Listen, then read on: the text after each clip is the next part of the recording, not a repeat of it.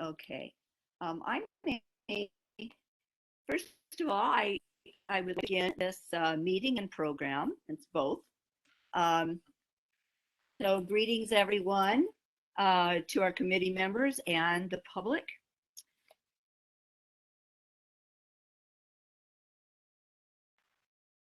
Welcome to Culver City's Indigenous Peoples Day celebration.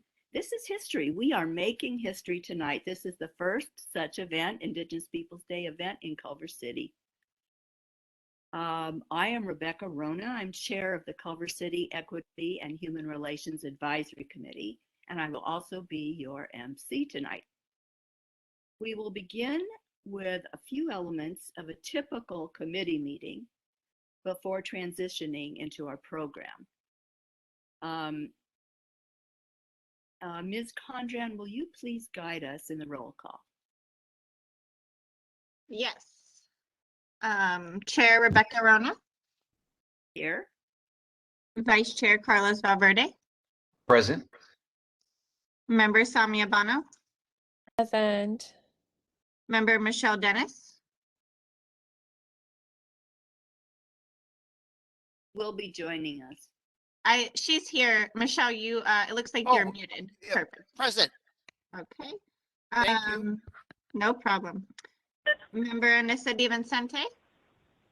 Present. Member London McBride. I believe he is going to be joining us shortly. Member Elizabeth Mendez. Present. And Member Haifa Momar. Present. And Member Jared Morgan. Present. Okay, thank you. Excellent, excellent. Member Bono, will you please lead us in the Pledge of Allegiance? Yes. Okay, hands over your heart. Stand if you can. I pledge allegiance to the flag of the United States of America and to the republic for which it stands, one nation, under God, indivisible, with liberty and justice for all. Thank you very much. Ms. Conran, will you please explain to our audience anything about this virtual experience that would be helpful? And in case you did not read my latest email, when members of the public, and in fact all of the committee members, do ask questions of our speakers, I prefer that those not be in the chat, although they might put their names in the chat. But I would prefer that they be able to ask their questions so that we actually hear them and, if possible, see them. So, Ms. Conran, will you please explain to our audience anything about this virtual experience that they need to know? Sure. So for those members of the public who are joining our meeting tonight, if you would like to ask any questions or speak on any items, it is helpful to just place your name in the chat box, and I can definitely unmute you and let you speak. I don't think we will be able to see any members of the public, but we can definitely hear their voices. But it is helpful if you can just at least put your first and last name in the chat box, and I will call on you. All right, thank you very much. We will move public comment to almost the end of our agenda tonight so that we can start our program all the sooner, but we will have comment on items not on the agenda. I want to begin with thank yous rather than end with them. So before we launch into our program, I want to thank the many people who have been involved in this Indigenous Peoples Day celebration. First of all, our audience. We're so pleased that you are joining us tonight. It's just a privilege to have you with us. Our city staff who have worked behind the scenes to assist us with creation of this program, including some staff that I don't know, that our committee members don't know, but you've been there for us. The subcommittee members who have planned the program, member Anissa DiVincente, member Haifa Moamar, and myself. Our 9 committee members who have helped publicize this program and assisted us in other ways. Culver City residents and even family members and people beyond the city of Culver City who have helped us in a variety of ways, whether it's publicizing or recommending speakers, whatever it may be. You two have been very helpful, and thank you.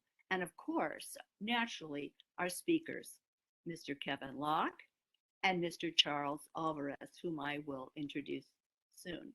So thank you to our speakers for sharing your knowledge, your insights, and the beauty of the cultures, your cultures, with us tonight. Tonight's brief program only scratches the surface. The beauty of Indigenous peoples' cultures, plural, not just one culture, including their languages, their histories, the atrocities, the genocide they have suffered over the centuries, their erasure from history. We committee members discuss the concept of the other, which Indigenous people have certainly been and still are. We have discussed history, who writes and speaks about history and passes it along through the decades and the centuries, and for what purposes. Is some of it deceptive? Have pieces of history, real history, been left out? Most definitely. If you haven't read today's LA Times article, please search for the article about the steps that Los Angeles is now beginning to take, to recognize the Indigenous people on whose ground the modern Los Angeles stands today. And they're beginning to make attempts to rectify some of the wrongs that have been committed. Now we're going to move into tonight's program. Mr. Kevin Locke is joining us tonight from his home on his reservation in South Dakota. And in a moment, I will ask him the actual name of that reservation. He is a Dakota descendant of the Standing Rock Sioux tribe. He is a preeminent player of the Native American flute, a traditional storyteller, a cultural ambassador, a recording artist, and an educator. That's all. In a moment, I will ask him his Lakota name, which translates to the first to arise. If you search for Kevin Locke, L-O-C-K-E, on Wikipedia, you will find a wealth of intriguing information. And on YouTube, you will find documentaries of him, including dancing his famous hoop dance. We will begin with Mr. Locke's statement of gratitude, which he has prepared especially for us. Then we will screen one of his documentaries, and after the video, we will have the opportunity to ask him questions. Mr. Locke, will you please tell us your Lakota name? And then it will be wonderful to hear your statement of gratitude. Okay, can you hear me now? Yes. Okay, you say Hokahea Inaji. Can you hear that? Hokahea Inaji. Yeah.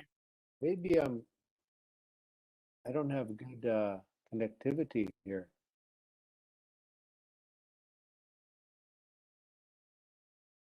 We can hear you. Can you hear me? Oh,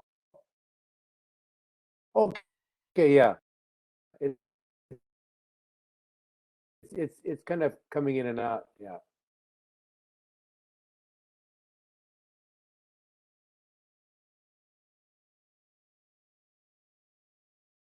Yeah, it's like just frozen.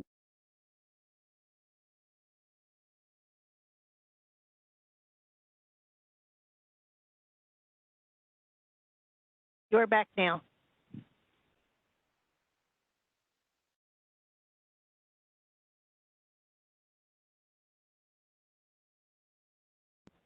Yes, we can hear you.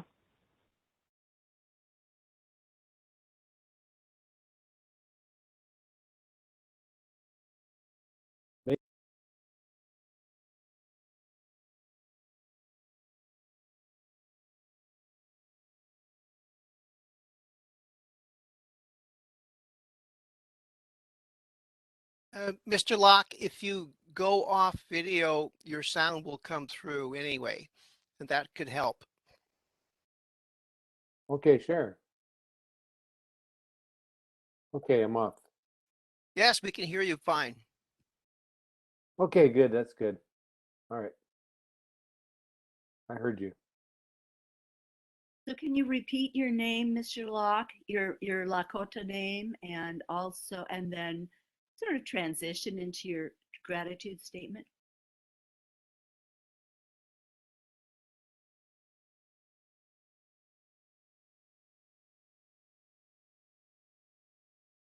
Have we lost him? Wait. Say that again, please. Could you please tell us your name in Lakota? Okay. If you can hear me. Toka hea inaji. Lovely, lovely. And that translates to Into English, first to arise. lovely. Thank you. And will you please share with us your gratitude statement? Oh, okay, yes. I should have.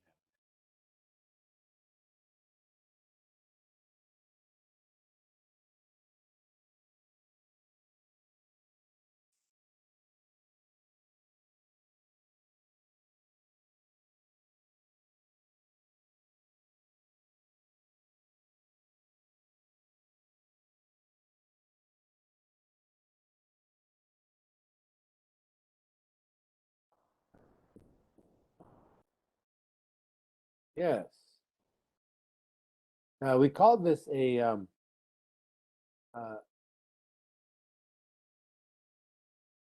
a land and spiritual acknowledgement. Uh, This is something that's being done, especially in Canada. You see this done everywhere in Canada, New Zealand, and also in Australia.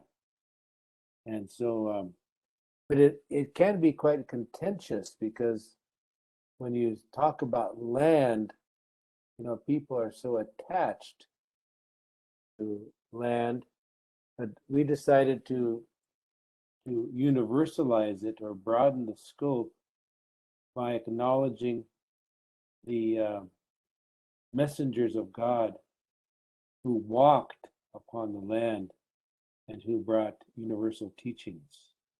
So it's a prayer, but I'll read that now. Grandfather above, we acknowledge the holy ones you have sent upon this land to kindle the sacred fire in the hearts of us, your grandchildren.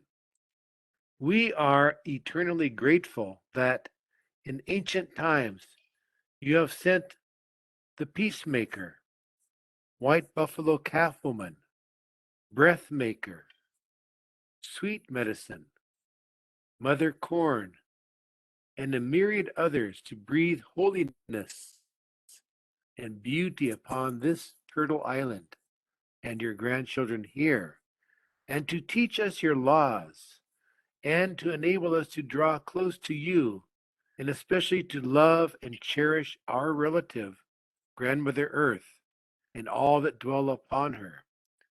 In particular, we acknowledge the holy ones you have sent to the spot upon which we stand, and the nations and kindreds who have been the custodians of that sacred spot. We ask that you breathe upon and fan the embers of the fire of love and faith in our hearts and minds, that our footsteps may tread your path, and we may restore peace and order on this blessed land.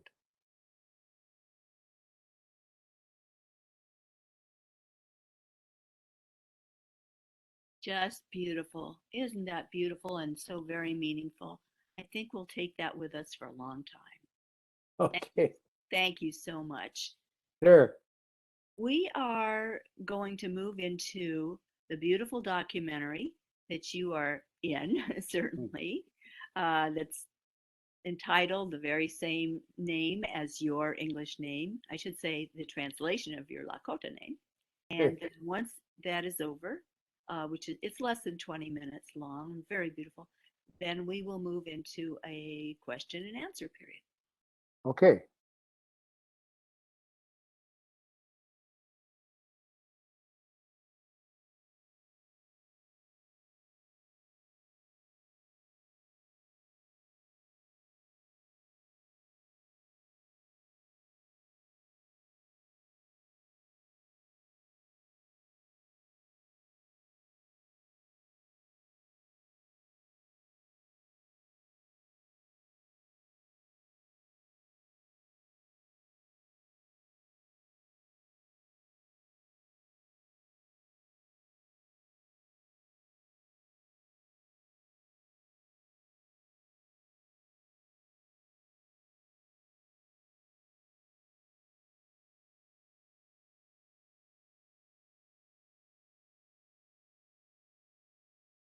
And Nissa, we do not hear anything.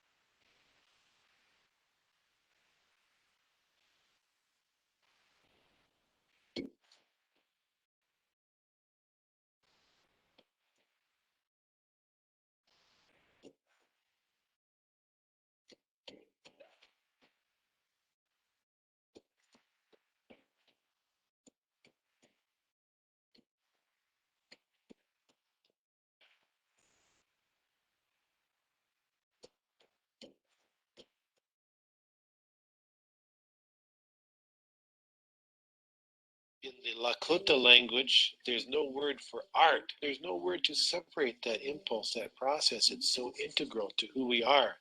You just look out in the world, you can see that the world is just a world of fragrance and movement and sound and beauty and color and harmony and balance. And so we ourselves, as being a part of this, is just the most natural possible thing to express ourselves as a part of this great hoop of life.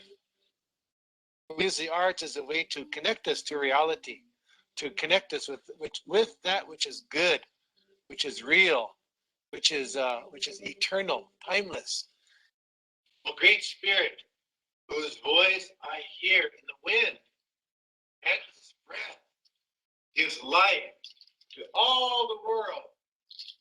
Well, the reason why I perform is because that's the most direct way of connecting with people heart to heart, because there's so much of a barrier between people.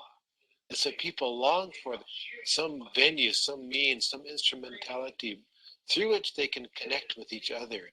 This in the area where I live, like in the Ojibwe language, the word for coffee is makade mashkiki wabu.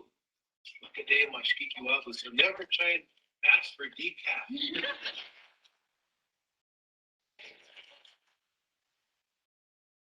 All right.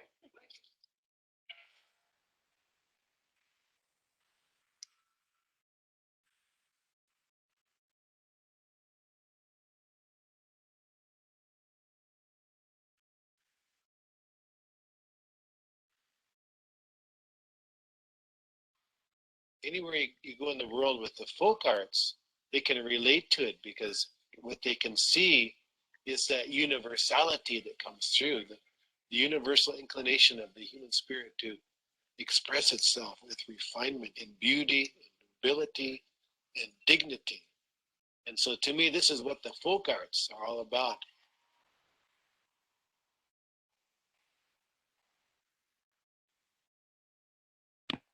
Now, I've traveled over the course of my life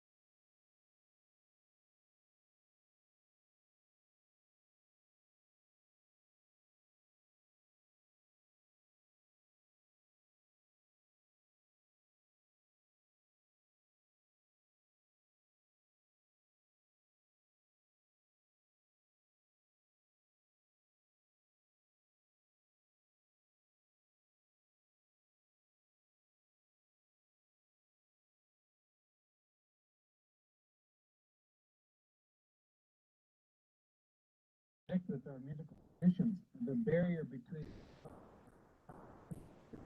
this is a bit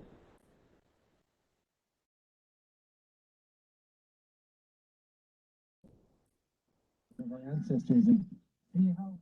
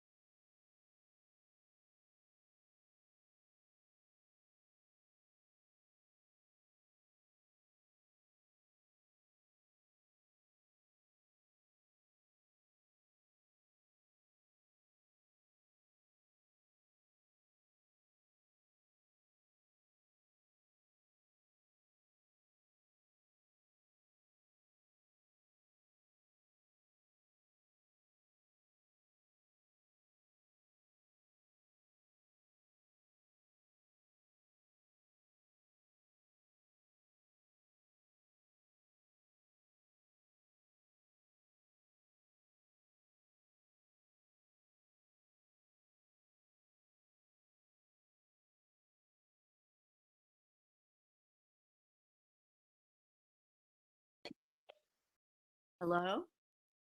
Hello. Hi, that was just beautiful. That was Okay. absolutely beautiful. Thank you. Yeah, that's pretty old too. That's over 20 years old. I hadn't But seen that yeah, for a long time. That's good. let's start with, we're going to have our Q&A now. Let's start with members of our committee. Okay. Sure, some or all of them have a question.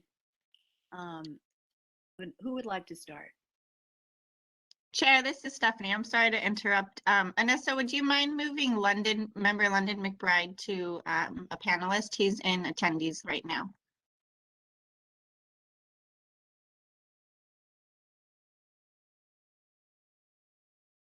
I believe Jared Morgan is an attendee now.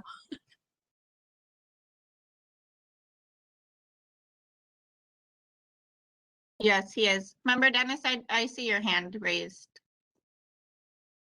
Mr. Locke, in the 20 years since that video was made, have you seen the cultural awareness of Indigenous peoples' culture in the main society expand or contract, or what is the situation? Okay, good question. I don't know the answer. I don't know. I know that I have kind of a experience based on where I reside at Standing Rock, and I have seen some interesting trends. One of them is there's quite a powerful language revitalization movement, and so that's really good. And not just that, but also there's a lot of people interested in in a rising, I would say a rising to reclaim this stewardship relationship with the land. Now, I don't know if you remember back in 2016 and 2017, there was this water protection movement at Standing Rock that received international attention. So that's just an indicator of that. That was initiated by young people. Actually, I was in the first event, our activity, that was 80 young people from Wakpala School, primarily elementary students, that decided to have a prayer run from the reservation and then across the bridge over to the off reservation, a little town of Mobridge, which is predominantly German American descendants there. And so anyway, it was very good. And so there's a lot of activities like this. There's an awakening of things like horsemanship and just I'd say more momentum is in the cultural arts such as music and dance. So there's a lot of indicators like this in the last 20 years that I've observed. Is that kind of what you're asking about? Yes, thank you very much. I just wanted to ask that question to a participant, someone on the court living that life. Thank you for that response. Yeah, but I didn't answer your question because I think you're asking about in the general or the mainstream culture. And that's something that I'm not too aware of. I can say that in South Dakota, there is also an awakening. I think there's more and more awareness. In South Dakota, there was a governor back in the 1980s and 1990s who initiated this a year of reconciliation, and also I think South Dakota was the first state to switch over from recognizing Columbus Day to like Native American Day or something like that. Of course, now I think Biden signed it into law as Indigenous Peoples Day. So, yeah, so I'd say there's a lot of positive things going on. Great. Thank you for that information. Yes, thank you. Chair Rona, if you don't mind, I'd like to ask Yes, a please go question. ahead. Okay. Mr. Locke, thank you for being here. And I just wanted to let you know that there are approximately 50 students from Culver City High School joining us at this meeting. And so it's very great to have them here and listening to you. You talk about an awakening and the momentum that we're starting to see. And I'd just like to maybe ask you, what helps for teachers, for students? What is it that we can do to help people achieve this awakening and really keep this momentum going? Because you're saying you're seeing things change. So how can we keep this going? Well, just thank you for that question. I just see that in the world, there's these countervailing or opposing forces. And the one that seemingly the media focuses on are the forces of disintegration. All the chaos and upheaval and climate change and all of these things that we see. And it creates maybe it creates like a sense of hopelessness or things like this. But on the other hand, there's an equally, if I'd say it's even a more powerful force of integration. So in order to, I think it's really important in now for us to consciously align ourselves with forces of integration. And I think that in the schools, it's really good. I'm not too familiar with where you all reside in California, but I think that there are lots of opportunities because it's a very diverse population there. So you do have, like, for instance, I think that Indigenous Peoples Day is probably pretty good in like where I reside in South Dakota because, essentially we do not have uh, populations of African descent, Asian descent. I don't even know anybody that speaks Spanish anywhere around. So we don't have any of those, but the only two populations that we have are people of Northern European descent, mostly Germans and Lakota. So these are the two most dichotomous populations on the planet. So this proves that God does have a sense of humor, as if to say that putting these two people together and saying, "Okay, turkeys, deal with this." But it's like a microcosm of what everybody on the planet is going through now. You can run, but you can't hide from this imperative of um, of working together as diverse peoples. And so then, as as educators, we can accelerate that process. And one of the ways that I do that, I get to go to a lot of schools. Like I did, gosh, I did 2 school programs today. I think that's close to 2,000 kids. I have the same thing tomorrow in a different community in Brookings, South Dakota, and on Wednesday in Breckenridge, Minnesota. So it's gonna, it's really such a privilege and blessing because I like to just get the kids involved in participation. So I'll teach them, songs. I teach them dances, because my view is that, oftentimes we experience things just vicariously. So there's a separation between us and all these, external, other different people. So then we might tend to look at those things as like extrinsic to our own experience.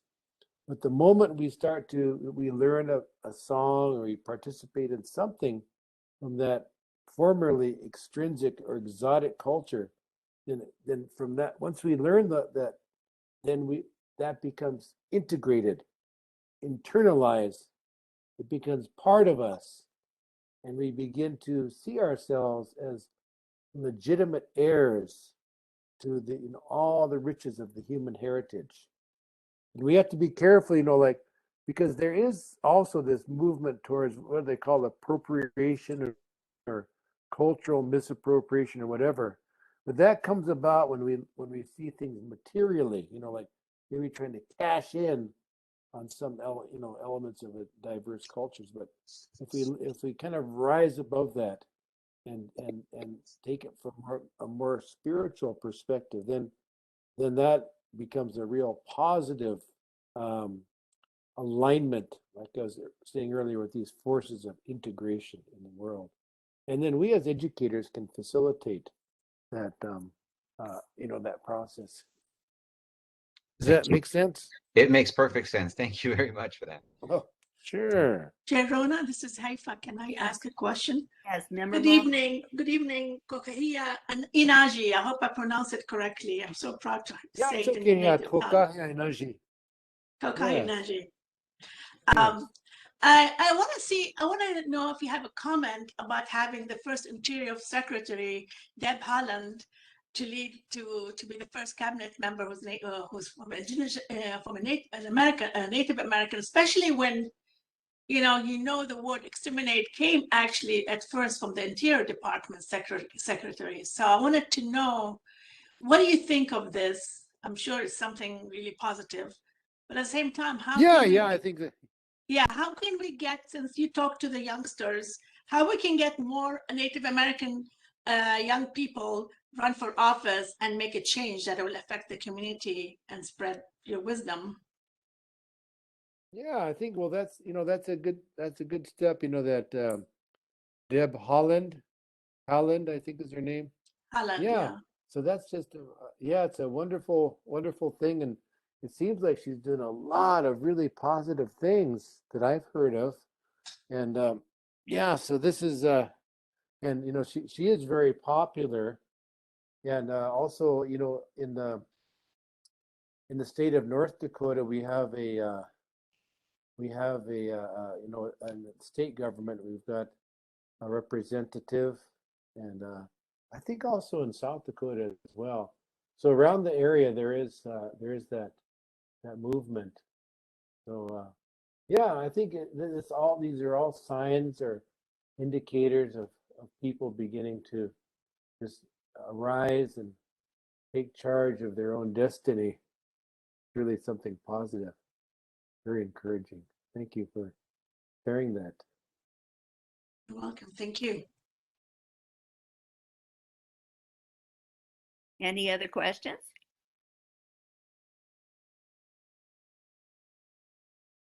Any questions from our audience?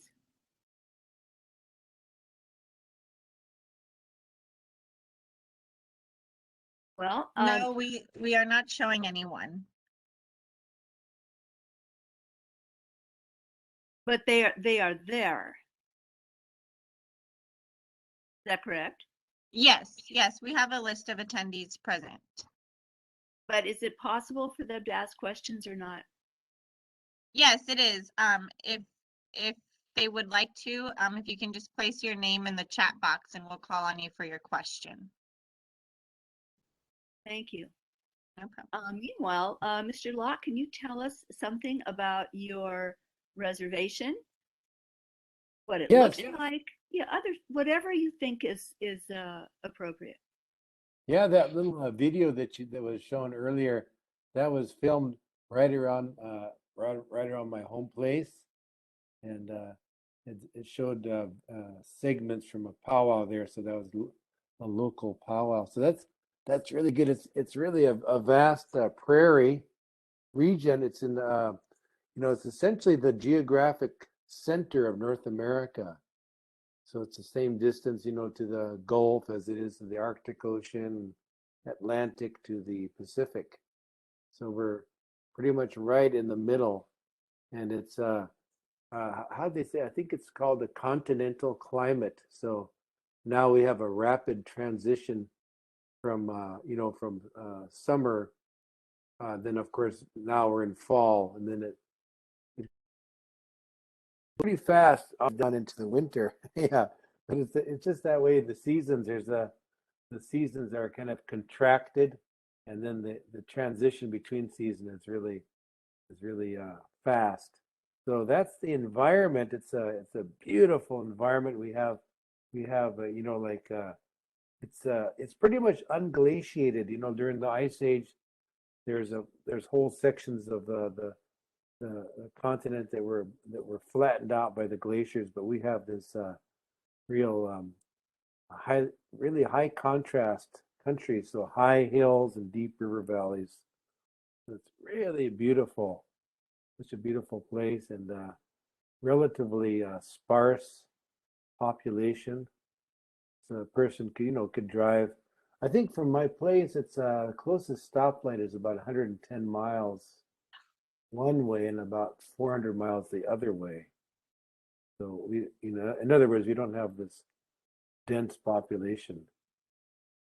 It's really beautiful. I have a lot of eagles that are just flying around. There's kind of eagle family just hanging around my house there, and they're always checking in on us. And I like to go out running, and I get to see them about every day. Those eagles, and a lot of we have a lot of wildlife too. I really appreciate that. Whenever I do go to an urban area, then I just makes me realize how much I cherish my high quality of life living in the prairies. But to each his own. Everybody has their own, what they like, and I feel real blessed that I can make a livelihood too in the field of education. That's such a blessing for me. Any Yeah, more thank you questions? for asking that. Chairona, if you don't mind, I just wanted to say something to my students in the room, and I really appreciate if anyone would have any questions. It'd be great. It's something that we can definitely talk about in class, but today would be a great way to participate, and I really encourage anyone that would have any questions to Mr. Locke, and I think that it's always a great opportunity to have this moment. And so hopefully we can take advantage of that. So I just want to send that out to those that are listening. Okay, so we do have one question that came through. How is the Lakota language being preserved? Okay, we have actually we have quite a few of these. It's it's an immersion methodology. It's they're called language nests, and and we have and they're scattered throughout most of the region, and so there's different communities. They have schools that where there's no English spoken, so we just use our own local language. Now I don't work there full time, but I try and get up and volunteer as much as possible with the kids, and just do different activities with them. And for instance, the last thing I did with the young people was to do flute making and flute playing. So then, just as an example, then that's what you call a semantic domain. So you have to know all the vocabulary associated with the flute, how to make it. And of course, a lot of the kids are not familiar with that, but you don't have to code switch into English. You can all stay in the language to explain, all of these things, and they'll get it. Another thing that also has another activity that I've done recently is putting up a teepee, and of course that activity, has a rich semantic domain with vocabulary that doesn't even exist in English. So then, so that's really a good one. So we can, because every language has its strengths and weaknesses, and so this is something and of course, once the kids start to learn the language, then their parents also start an interest in it as well, and so it's really a wonderful movement. I really enjoy participating in that. Very nice. And Lakota is just to back it up, it's one of the few what they call salvageable indigenous languages left in the United States. There are very few. First, at one time, there was, I think, over 700 languages, but most of them don't have any speaker. I mean, most of them are gone. And I think we have something close to 100 languages left in the United States, but most of those are what linguists would call their moribund. In other words, they have so few speakers and they're so elderly that there's not really a chance to revitalize them. Like I saw in the news that there was a elderly lady of a language spoken in Central California, some town, I think it's Visalia, something like that. And she just died this week, like yesterday or something. And she was the last speaker of her language. So that happens so often. I mean, that's like something that happens almost every week here in the United States, because so many of the languages just are down to a handful of elderly speakers. But we're trying to counteract that with Lakota, because we do have a relatively high number of speakers left. So we have it's what you would call a salvageable, or like if you think of a hospital, like maybe a cancer ward, then the doctors will say, well, these people over here they're terminal. There's no chance for them to survive. But these people over here are salvageable. So we do have some, languages that are salvageable in the United States, and Lakota is highly salvageable. I don't know if I digressed or if that was your question, but that's just a little information on that. Okay, and we have a speaker, Sarah. We're going to call on you, Sarah Hussein, and we will unmute you now for your question. Thank you. I would like to start off by saying I'm deeply honored to be able to talk to you. I had a couple of questions actually. So, the first question is, have you ever experienced racism and what did you do in that situation? And the second one is, what's your favorite color? Oh, my favorite color. You know, I like all colors. I can't really think of any kind of particular favorite color. And as far as racism is concerned, yeah, I think we all do probably experience that somehow because whenever we're in some kind of an environment in which maybe we're a minority or something, then we do get maybe categorized or something like that. But so yeah, I think that that has occurred, and I think that I've personally experienced that. But I myself, I don't like to focus on that. I'd rather just kind of focus on, what are the positive responses we can make to that, because it is a pervasive problem, and it's something that, especially in the United States, we've had this challenge throughout history, and so this is like it's the most vital and challenging issue. And of course, in the United States, the main point of contact of that is black and white, So that's kind of like the tip of the arrow or whatever. But then, and then, then we all have to, do our part to work through this issue. Like I said earlier, in South Dakota, it's essentially just the mostly, like I said, German Americans, and then the indigenous population. These are the two main elements. So we have our own challenge as well. But I live in a little community where I know everybody, but nobody can get away with all this racism business.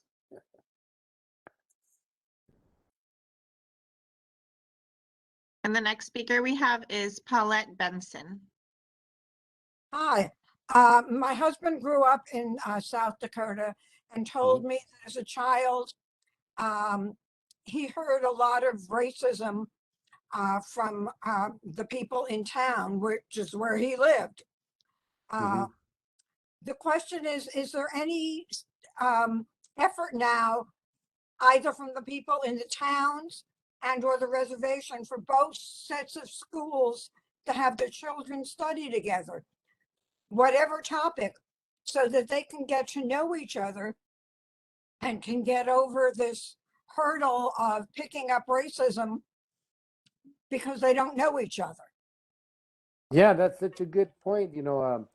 Like this little town where I was at, Mobridge, which is just it's what they call a border town, reservation border town.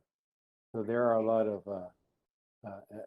it's mixed. It's majority, immigrant descendant kids there, and then I'd had kind of a funny experience. I like to do participatory dancing, and so then I invited all the everybody to come out and do that. And then afterwards, I saw there's one little boy sitting there, and he kind of had a long face. And so I asked him, "Well, what's the matter?"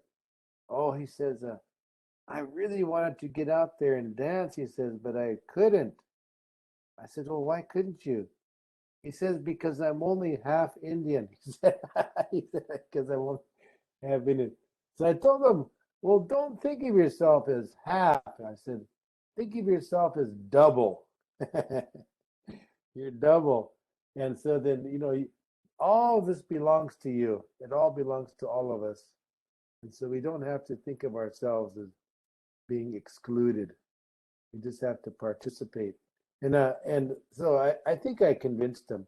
But I think kids naturally, they're the ones that naturally have this ability to elevate or to transcend these artificial barriers that have separated us in the past.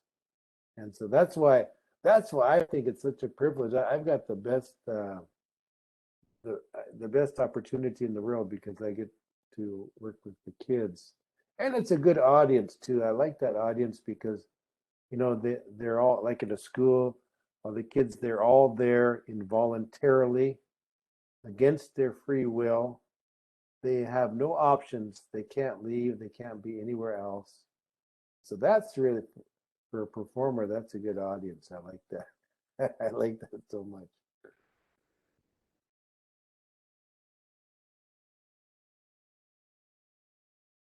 The next speaker is Adam Loya.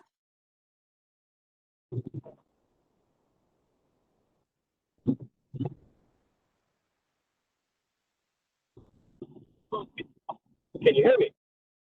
I hear you now. Adam Loya, Gabriellino, Tonga. Oh, nice to hear from you. Yeah, I appreciate you. Yes, sir. I appreciate you talking, speaking. You know, and I thank you for your input, your video there. You know, and I want to take this time to appreciate and thank Culver City and their council for having Indigenous Peoples Day. It's a big step, and you know, as you know, there's a lot of cities that are jumping on board. You know, trying to do the right thing and do it right or wrong, as so many are saying. I'm from this land. I'm from Kuravunga, which is the complete Great Los Angeles Basin. And so I'm just kind of curious why, you know, Indigenous Peoples Day, you know, celebrations are happening all over the United States and Canada, you know, and outside the world, you know, outside the United States, you know, as Mr. Locke said. And so, you know, just kind of curious, you know, why you're not able to reach out to some of the local tribes and get their input, get their, you know, put them on that responsibility to talk and educate about our history, talk about local history, because, you know, California has one of the most highest populations of American Indians in the United States. And so I see and feel like it's a disservice not to include people from the local tribe to talk about the challenges that we have. You know, we're state recognized. We're not federally recognized. We've gone going through those struggles. We're part of the 18 Lost Treaties of 1852. We've been state recognized by a resolution, the state of California. Just yesterday, I participated in a prayer walk and run in the city of Anaheim, where the City of Council of Anaheim presented a proclamation for that day. And they were the first city in Orange County to observe Indigenous Peoples Day. And that's a big step for a city in Orange County. And so, you know, I applaud you on taking this step for Indigenous Peoples Day, and I just ask that you be more inclusive and let people know that this is what you want to do and celebrate, and whether it be educating the kids that are online, that are listening or watching. There's a lot of history. There's a lot of rich history here. You know, we have over 18 historical records of our excavation, archaeological sites throughout the Los Angeles basin. And so I feel good, but I feel unease that, you know, what we're talking about South Dakota, which is so rich in the culture, but it has so much racism. We have racism all over. As Indigenous people, we feel it, we get it, but we got to keep moving on. It's everywhere. A lot of times we walk through LA not realizing that, you know, who somebody is, and not realizing that they're from a tribal nation. Because, you know, you look at LA as a melting pot. There's so many people coming here for opportunity. They look at Hollywood as an opportunity. But a lot of times they come out and they get culture shock. They don't know the streets of Los Angeles, how they need to be safe and take care of themselves. And so these things are ways that we need to educate others before they come out, whether it be from the reservation or from other urban cities, that it's a challenge out here. It's a challenge for our own tribal nations that's from here, but even more so for those that relocate here from the relocation in the 50s. Mm-hmm. And so I just want to say thank you, and I appreciate it. I don't want to take too much time, but I just wanted to put that out there to kind of let you know, if you need help on, you know, future, please look me up. Give me a call, send me an email. I'll be more than Thank happy you. to help in any way I can. Thank you. Oh, thank you very much. Wonderful. Wonderful contribution. The next one Yeah, is Terry Silberman.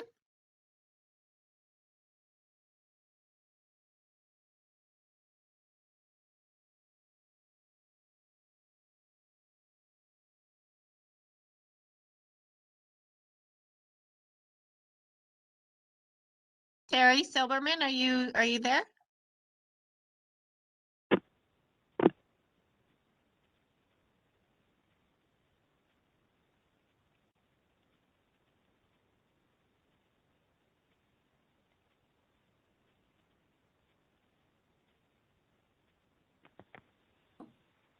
You are now unmuted. Oh, okay. Can you hear me now? yes. Okay, great. Thank you so much. Yeah, I was very interested in all that you have shared so far, in particular about the children. And I was just curious about whether there are opportunities for children on the reservation, or if most are leaving for jobs elsewhere, leaving the community. Yeah, I think there are really a lot of opportunities, but one of the things is that we do have really a youthful population, so there's a high population growth. In a lot of the rural areas of the United States, they do show this trend of urbanization of, younger people are gravitating towards the urban areas, but we don't really have that in the Dakotas so much. We have this very rural population, but it's not declining in population. It's growing quite fast. But it is really a challenge to find more economic opportunities for everybody. And so this is something that that it is really a critical issue. So people shouldn't have to move to urban areas to find economic opportunities. That we should be able to create thriving families and communities just locally. But it's really a big challenge, and it's just gonna take a lot of prayer and a lot of effort. And so this is one of the things that I'm a member of the Baha'i faith, and so this is one of the things that we're really looking at is this process of spiritualization, for us to realize as individuals that we are, we're noble beings. We have this inherent these inherent qualities, and that we need to become aware of that, and then to put into place those systematic habits and daily practices that will foster that, or will enable those qualities to grow within us. And then so we do this as individuals, and then of course as families and communities. So it's not like a magic wand or fairy dust that we can sprinkle, but it's a lot of work, a lot of effort. And so I think everywhere we're involved in this, and it's just that we have to become more focused and more systematic in our efforts. But there again, I think the one of the keys is to see the children as this focal point of the community, that is that creates unity within families. When we can see that child as really the seed that's going to grow into a tree and then unify in order to enable that young soul to develop in the best way possible. Thank you. Yes. And the next is Judy Sherman.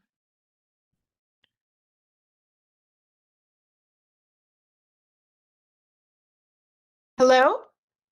Hello. Hi. Thank you so much for the presentation. Actually, it's kind of related. I was curious, what types of occupations are the most prevalent on the reservation? Okay, yeah, there's the jobs that are most readily available are with the tribal government.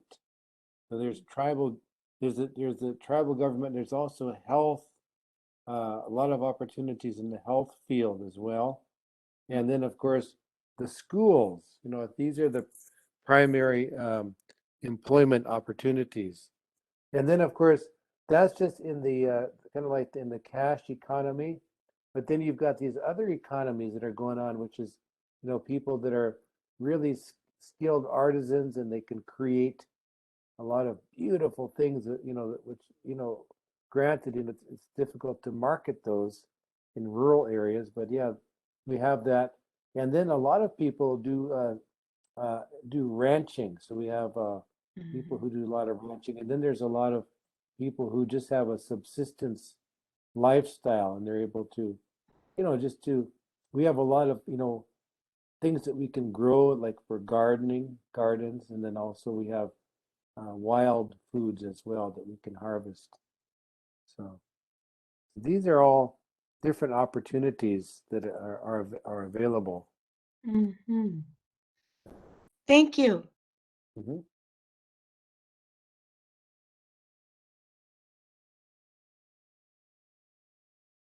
A question that came through, what do you think are the most important steps to overcome systematic discrimination towards Indigenous populations?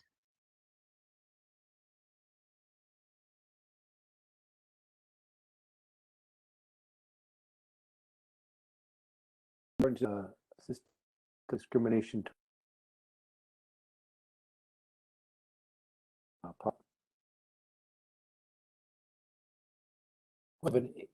Uh, Break it out. have to mentally and kind of so we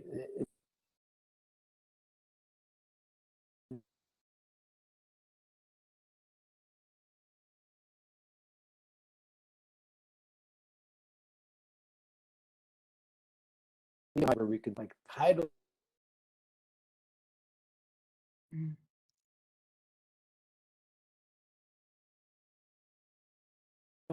all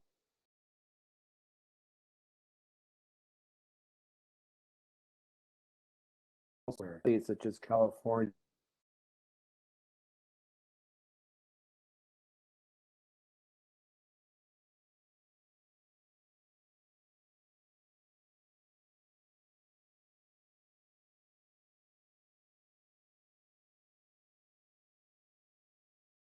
Mr. Locke, we can't hear you right now. Can you hear me?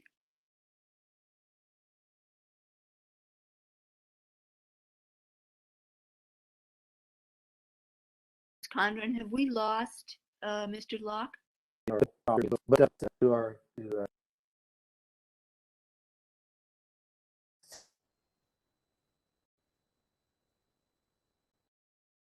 big difference.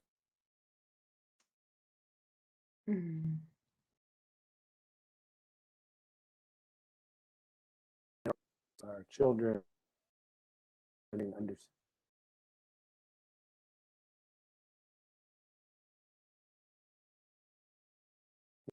We lose the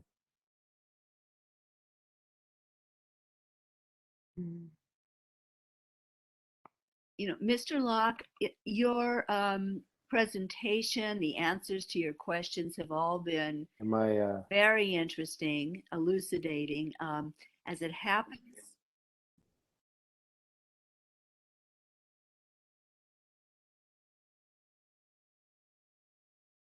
are you still speaking to us? No, I'm just trying to listen. We didn't hear the hi. Can you hear me? I can hear you now. Okay, we didn't hear the answer to the Oh. last question. Now I can hear you Sorry. fine right now. Do you mind repeating it? No, essentially, I was just saying that that we ourselves we have to become proactive change agents within our communities, within our families, and so we can do that. And I think this indigenous populations are it's really interesting, because if you go to certain places,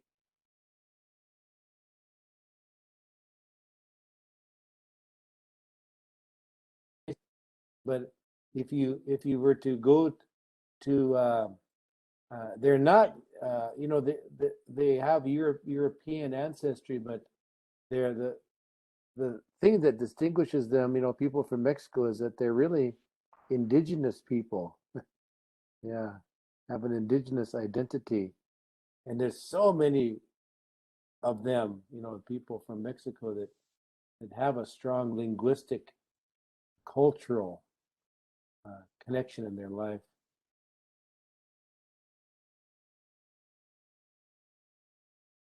Yeah, so we can connect with them as well. Mr. Locke, we're going to have to transition into the next part of our program. Do you have any closing remarks you would like to make? No, I'm just really happy to be able to share and to be able to, bring a little bit of information from my experience, and so I'm really it's wonderful to see the participants here and how engaged you all are, and so I just want to say thank you for that, and yeah, I appreciate the opportunity. Well, we certainly appreciate your being with us. Thank you so very much. Okay, all right, very good, thank you. Thanks again. All right. Okay, good night, everybody. Good night. Good night. So much, sir. Have a good day. Good night. Thank you. Good night. Thank you. And for Mr. Locke, it's after 10 p.m. So it was very good of him to be willing to stay with us so late tonight. Thank you. The next element of our program is a beautiful presentation of photos and commentary by our member Anissa DiVincente. Besides being the webmaster for our city and a member of our committee, she is a photographer. So all the photos you see are photos that she has taken, and she's going to comment on them now.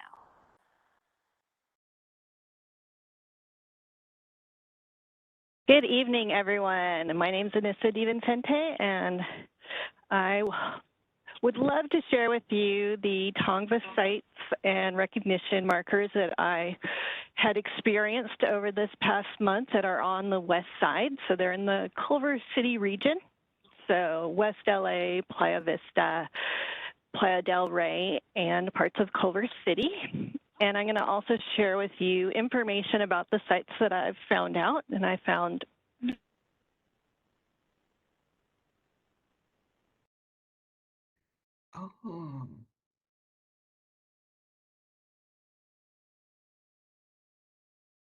We can't hear you.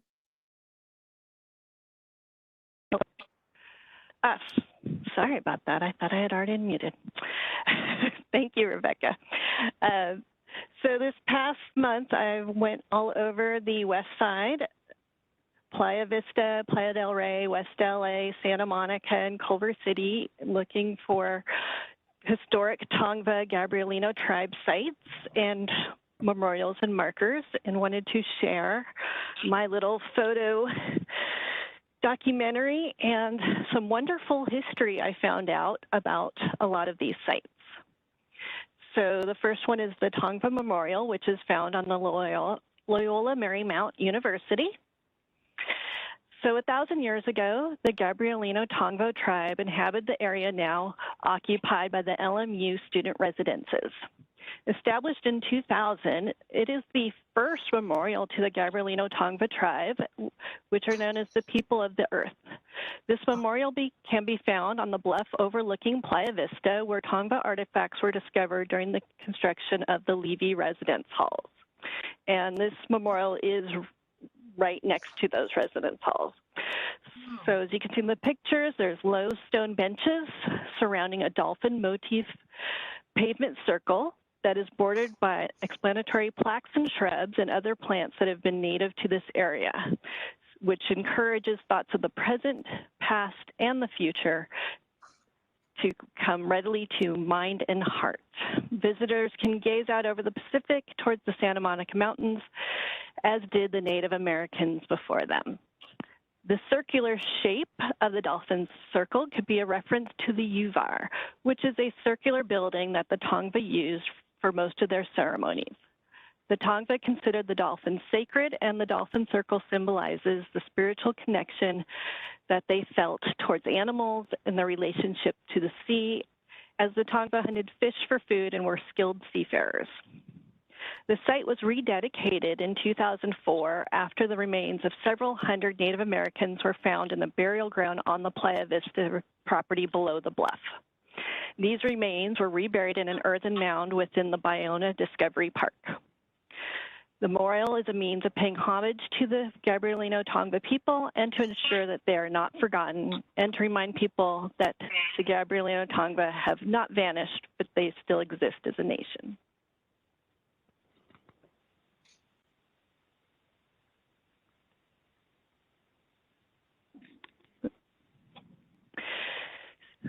Oops, I hit you. So Biona Park, Discovery Park in Playa Vista.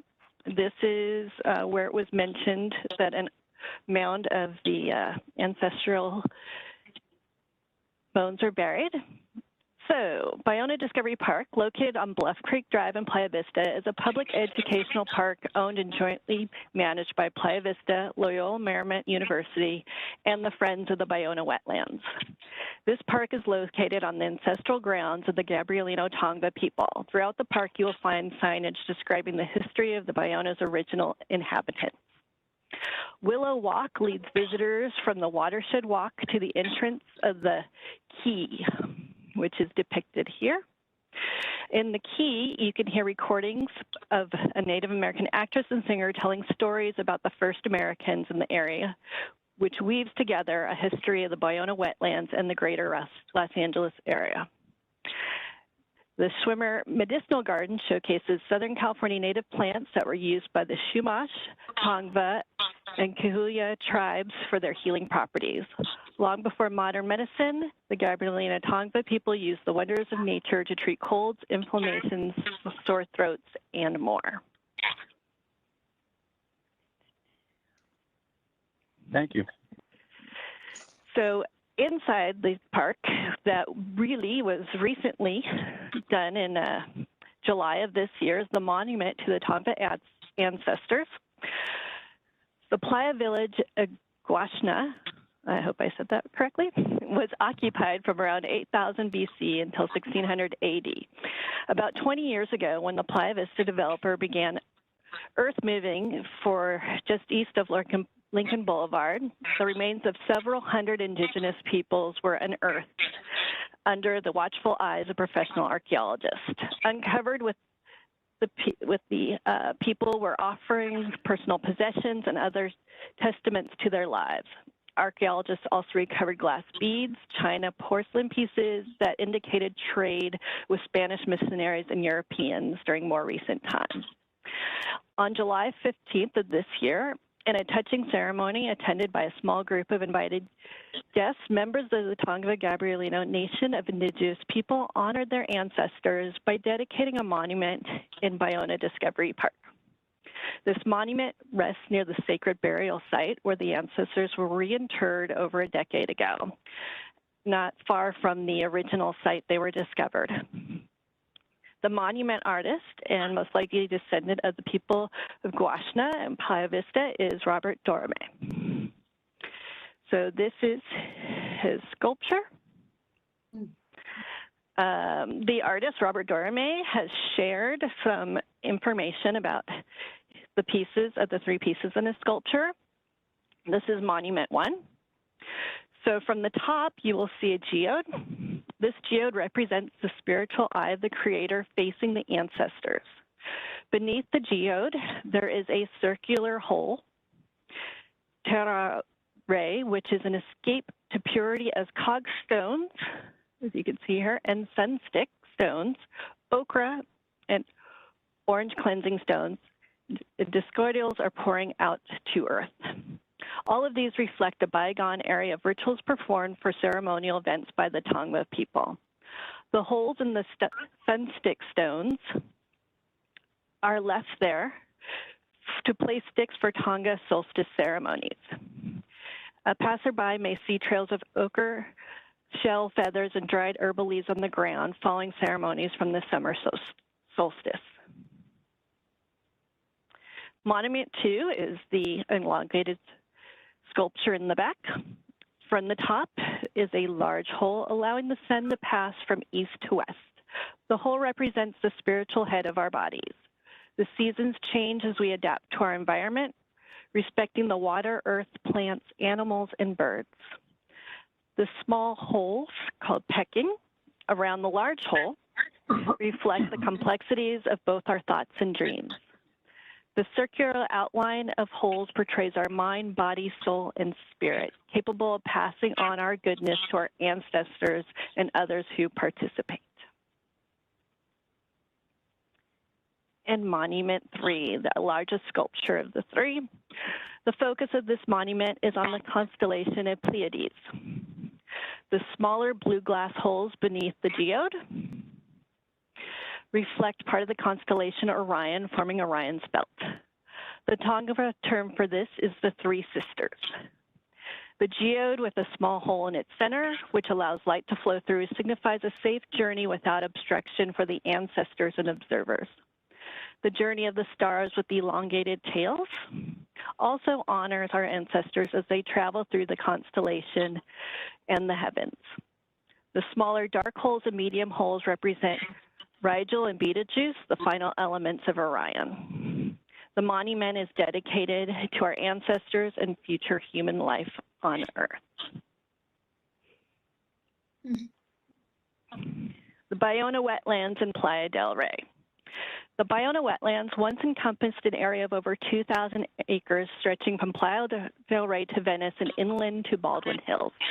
Today, this land is an ecological reserve with less than 600 acres of open space remaining. Many Tongva villages existed in the Biona wetlands area of Los Angeles where the river meets the sea. Indigenous people occupied the region surrounding the Biona wetlands for nearly 10,000 years. The Tongva harvested seeds, nuts, and fruits from the area and hunted small game, including fish, shellfish, and waterfowl. They traveled the rivers to nearby islands in a plank canoe called a tiat. Archaeologists have long studied the Tongva Gabriellino people, and several well-known archaeological resources are mapped in the area. Only registered professional archaeologists are allowed to know the location of ancient sacred village sites in order to prevent their disturbance.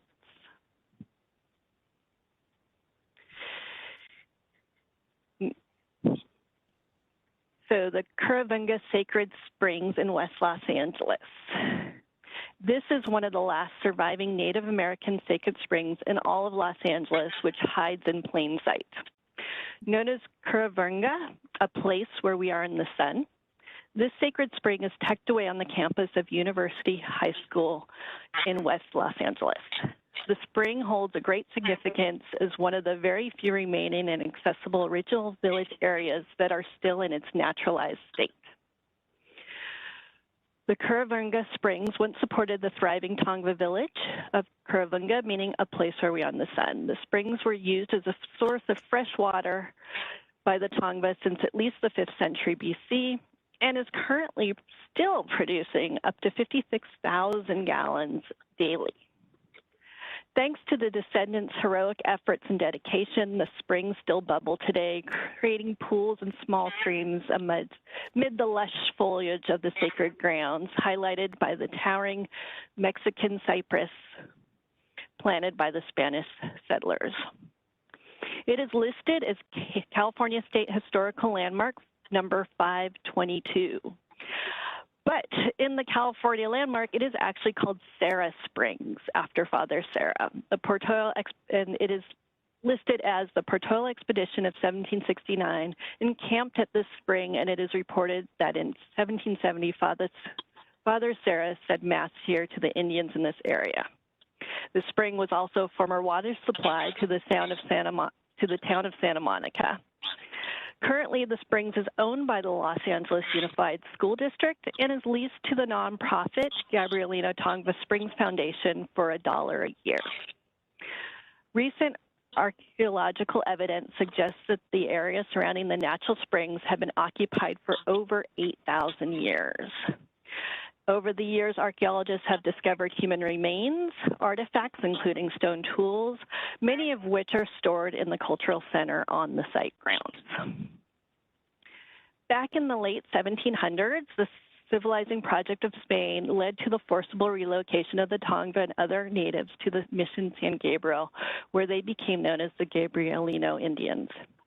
In the late 1800s, the land was owned by Santa Monica Land and Water Company. The springs named for the Tears of St. Monica, which supplied both water and the name of the new city of Santa Monica. In 1900, it was purchased by the LA Board of Education, and during construction of the new high school, it was noted that an Indian village had existed there. The site was said to have yielded paints, grinding stone, bone tools, and several other artifacts. In 1931, the lower springs was fenced and 2 concrete-lined pools were constructed. You can kind of see those here and here. In 1992, the site had been abandoned and neglected. Descendants of the Gabriellino Tongva, alumni of the University High School, and local volunteers began a campaign to preserve and protect the springs and began the cleanup and restoration of the site.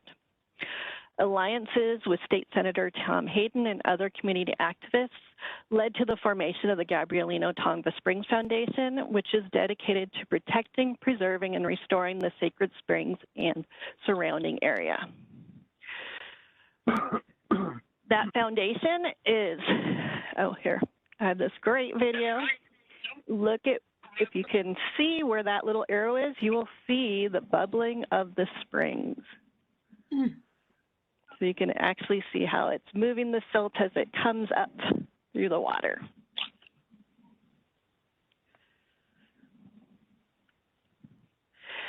So that foundation has been very active on the site in this past year. In end of 2020-21, they did a massive restoration phase implemented with volunteer and in-kind contributions from community members and local businesses. The abandoned structures, a lot of debris, dead trees, and invasive plants have all been removed. And they're in the process of planting hundreds of local native species throughout the site, and some non-local. So the ponds were completely cleaned out and restored. The invasive crawfish were eradicated so they can introduce threatened native fish species.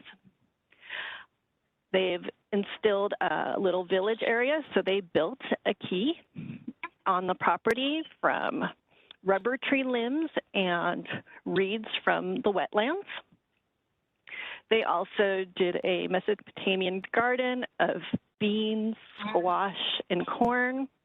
They planted some banana trees in nods for Polynesian tribes, and they have a medicinal garden of local plants, native plants.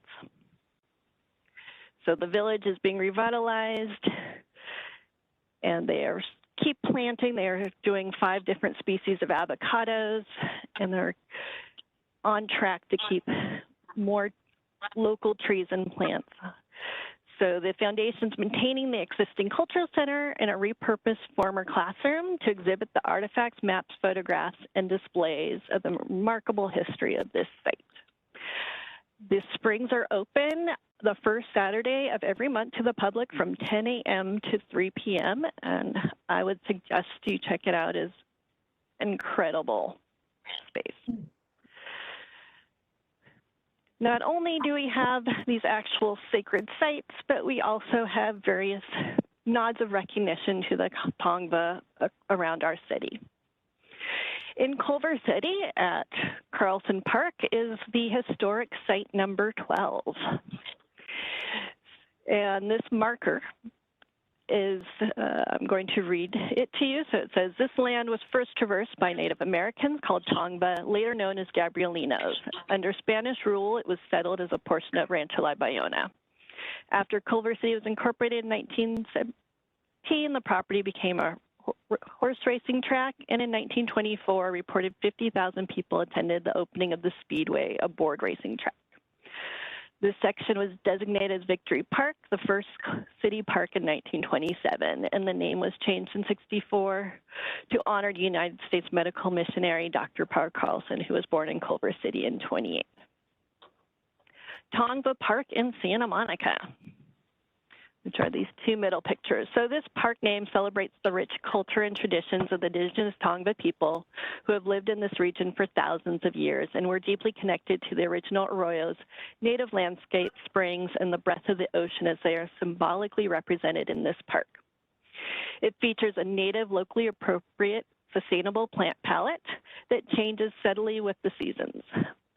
The dramatic topography of rolling hills and braided paths inspired by the arroyo wash landscape makes the park feel much larger than its 6 acres, accommodating a wide range of uses that benefit the health and well-being of all visitors. Among the most unique features in the park are the shell-like overlooks along ocean avenues that are perched on top of the tallest of the park's hills and frame iconic views and vistas of Santa Monica and the ocean. On the Park to Playa Trail between the Stoneview Nature Center and the Baldwin Hills Overlook, you will find the Lavender Chivivi, I hope I said that right, mural.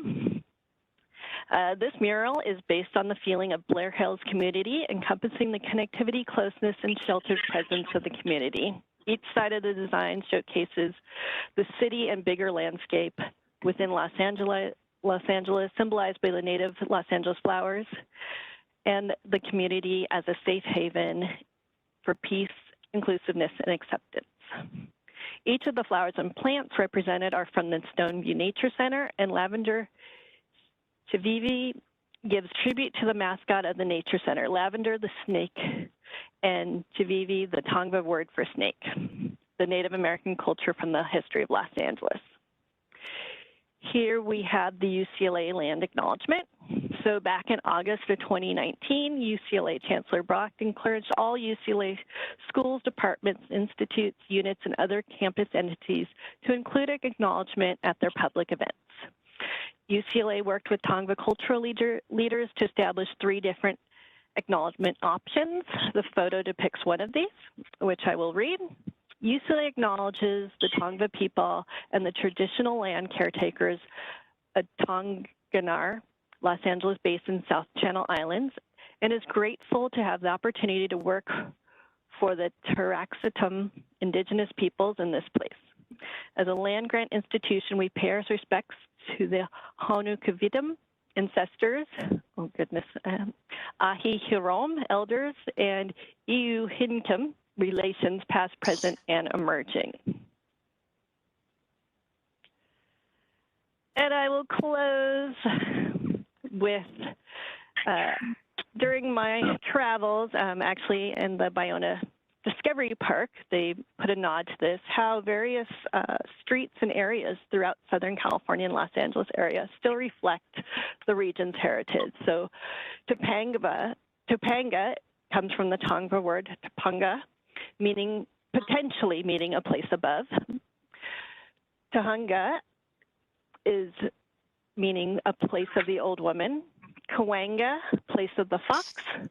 Cucamonga, meaning sandy place. And Pacoima from the Ferdinand, meaning the entrance.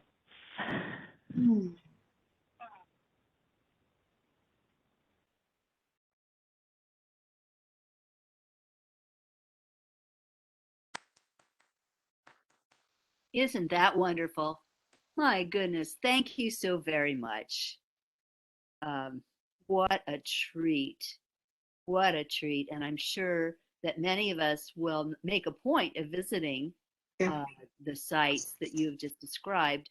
I can tell you, I've been to the Springs several times, and to actually be there is such a wonderful, inspirational experience, and I hope many of you will go there. Thank you again, Member DiVincente. Well, now that we've had a bit of Tongva history, mostly related to the land, and our understanding that the Tongva Gabriellinos resided there for thousands and thousands of years, we're going to transition to our next speaker, who is Mr. Charles Alvarez. He is the tribal chairman of the Gabriellino Tongva tribe. He is one of many proud members of his tribe, and as I told him tonight, he represents all Tongva in California. That's a lot to live up to, but that's what I told him, and I meant it. He has graciously allowed me to interview him tonight and to take questions from our audience afterwards. So I will have the privilege of interviewing him momentarily, and then we will end our program with a land acknowledgement that he will offer.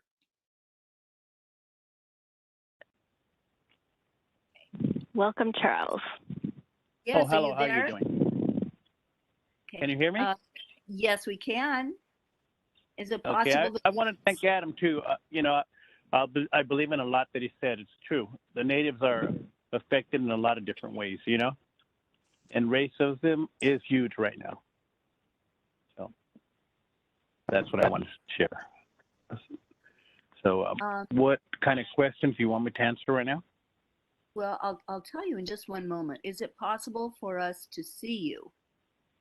I lost her on my computer. I tried to pick it back up, and I couldn't get her. Okay. I have it right in front of me, but I don't have her right. It's not up.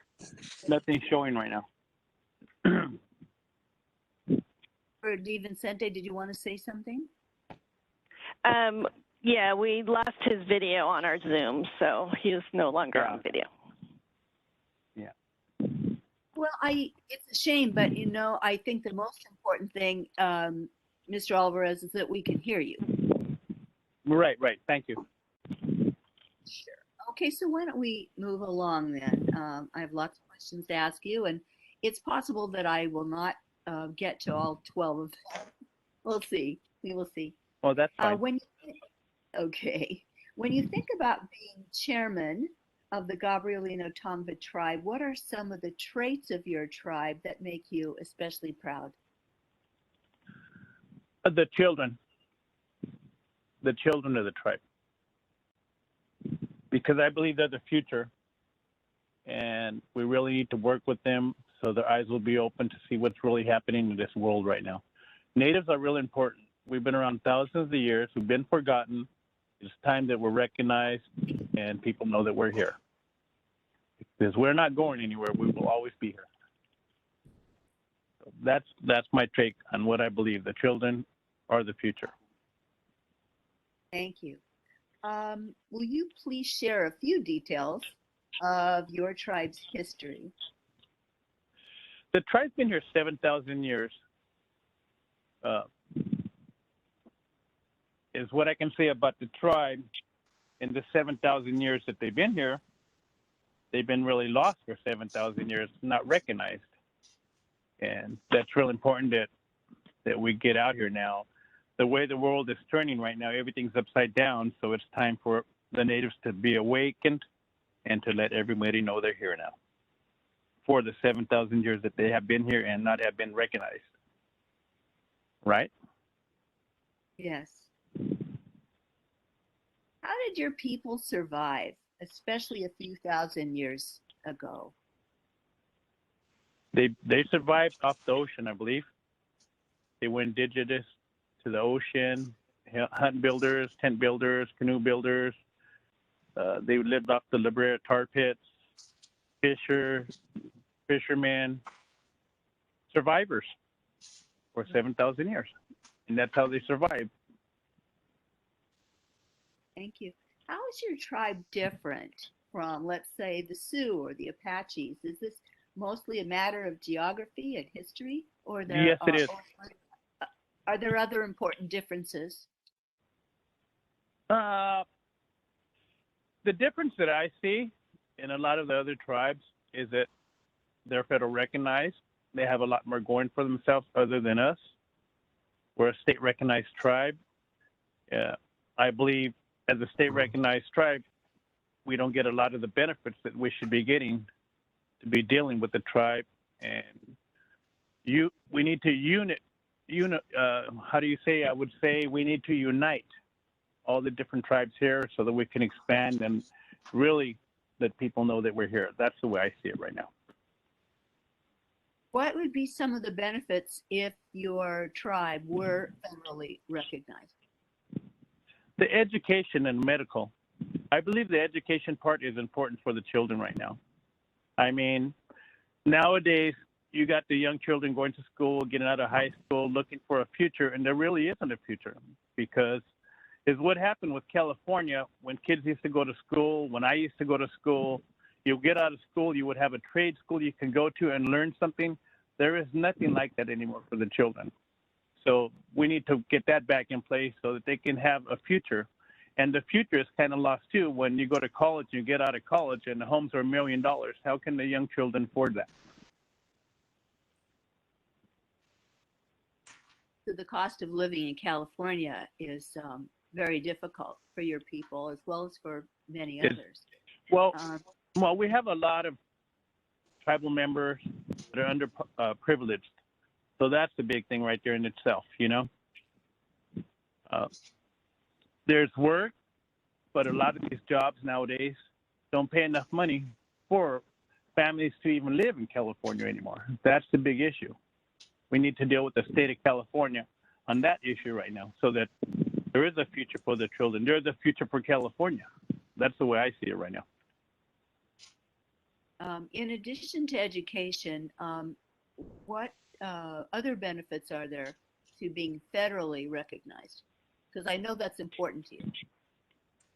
Yes, it is. Like I say, you get better medical, okay? Because a lot of these bigger casinos put out all the money for all these clinics that tribal members go to. So that's a plus in itself, you know? But like I say, the biggest part for me is the education part and the medical. I mean, the federal recognition, it's huge, but only to a certain extent, I believe, you know? My goal as CEO and chairman is to work on the planet. The future is the planet, saving the environment. That's where it's at. The federal recognition, it's going to be there. It's going to come in time as we unite. I believe in that, you know? What sorts of projects or initiatives have you taken on in relation to the environment? I would say our biggest problem right now is our trash. The trash is a big issue in California. First of all, because the ozone layer is creating a bigger hole in the ozone layer. So we want to take care of the planet. We're working with NASA on that to deal with that. And like I say, it basically comes down to the children, working on the future for them. That's what it all comes down to. What is and it that as far as taking care of the, go ahead. I'm sorry, please go ahead. No, I want to hear what you said. Go ahead. I was going to ask you, what is it that you're doing with NASA? We're actually, I can't really talk a whole lot about that, but it's basically working on creating projects to make hydrogen, biodiesel, electricity, stuff like that. But NASA is conducting the big one on watching what's happening with the ozone layer. What the methane gas is seeping through these trash dumps, creating a bigger hole in the ozone layer. So they've been tracking that. So we've been watching that real careful because we're people, we're natives, and our job is to take care of the planet. Thank you. Thank you. Are there other projects that your tribe has that relate to the earth and to the environment? Yes, we do, but there's certain ones I just can't talk about right now at this time. Okay. I'm just not Well, allowed to talk about them. Okay, you're not allowed to. I see. Yes. And how long has your, now I know that you are actually part of a nonprofit organization. Can you tell us a little bit about that, what it is and why it was formed? We actually just got it recently. We're actually putting it to work. I'm working with my cousin. He works for Homeboy Industries. There's a big organization. I'm sure you heard of them in downtown LA. And as working with them, my goal is to connect them with all our tribal members so they can get help with social service, tattoo removal, housing, whatever it may take to help the natives out. That's why I'm working with Homeboy Industries on that.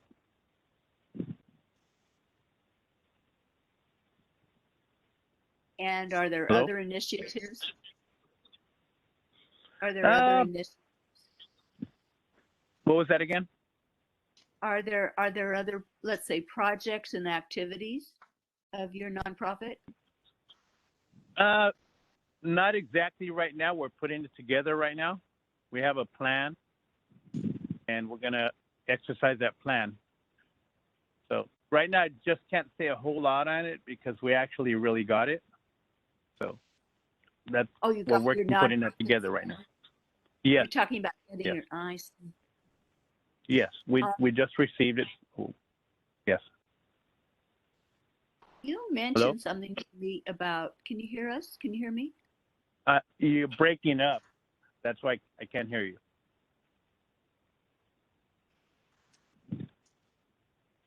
Well, I will keep trying. Go ahead. I can hear you now. Oh, good. Okay. You mentioned something to me about your involvement for 15 years. What were you referring to? Well, I've been working with the tribe for 15 years. From day one, it's been an exercise in itself, keeping the tribe together. As we're not federal recognized, we're a state recognized tribe. Our funding we fund through ourselves and a few projects, they help us out. But other than that, that's why we're really set on putting a nonprofit in place and working with homeboys to get connected out there to really get deep in with the tribe and see what their actual needs are right now. That's it. That's the whole goal right now in itself. How do you communicate with the more local members of the tribe? Are there many who know each other? Yes, there are. Yes, sir. I know quite a few of them. I do connect with them quite a bit. Throughout, I know quite a few through Riverside and Los Angeles County that I talk to quite a bit. What are some of Hello? the values? Yeah, can you hear me now? Yeah, I can hear you. What are some of the values of your people? The values. Okay. Can you break that down to me a little bit? Well, Well, you say values, but what type of values? what would you say are some of the traits that you most that you believe are most valuable in people? What are, whether it's, let's just say, whether it's kindness or goodness or connectedness. Do you see any differences in what people of your tribe value as compared to the general public? That's a hard question in itself. I would say within the tribe, the members that we have, when I go out and I do communicate them when we normally have a meeting, I try to find out who's who and what talents they have. what education they have, so that we can put them forth, or maybe we can help them out and see maybe what values their value, what they want to do in this life. That's what I look for, to see what they're seeking so that we may be able to help them out, you know, give them a direction. That's what we try to do. Thank you. You have mentioned that your reservation was stolen. You had a reservation. Yes, it was. Can you tell us It was about stolen by a gentleman named Ed Beal. He worked for the federal government. and when was this? And we did meet with his great-great-grandson in Sacramento, and we did talk to him about it. We asked if he could return it back. He said he wished he could, but he can't. Am I correct that this man who helped steal the reservation was actually an employee of the federal government? Yes, he was. Do you happen to know what his role was and how he was able to do this? Not exactly right now. I know he was in charge of the reservation. That's one thing I know. I can't exactly share any more on him because I'm not exactly sure a whole lot of his history. I know that he was really connected on the reservation, that's for sure. So, but it's a shame that he took the reservation the way he took it, you know. Do you have any idea of And, how he used to do that? He went and he bought and claimed it. That's what he did, as far as I know. He himself bought it? Yes, he did. I have it documented, actually, too. That's remarkable. Just remarkable. Yeah. I think Adam knows about that, too, also. And Adam is the man who spoke a little while ago? Yes, I know who he is, yes. I see, and I'm sure Yeah, he does know about it. Yeah. So yeah, well, you know what? The 50,000 acres is a Tijon Ranch as you go down the Grapevine. That was our reservation. I don't know if you've ever been headed towards Bakersfield. As you go down, you'll see the Tijon Ranch. There's a museum right there. Well, that was the 50,000 acres. That was our reservation.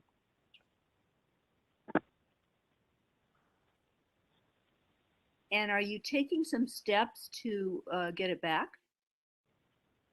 No, not exactly. Not right now at this time.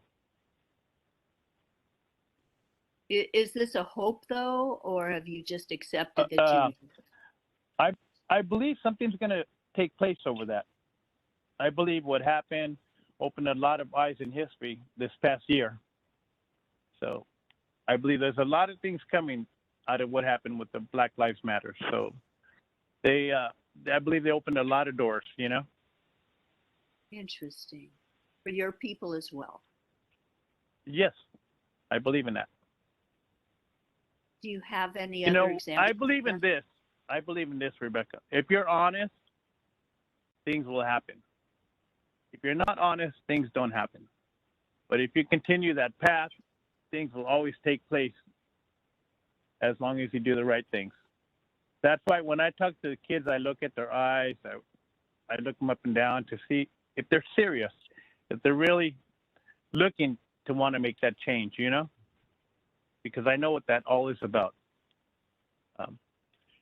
So I grew up with 8 brothers and 6 sisters. I've been working since I was 7 years old, so I just want to share a little bit of my history, you know?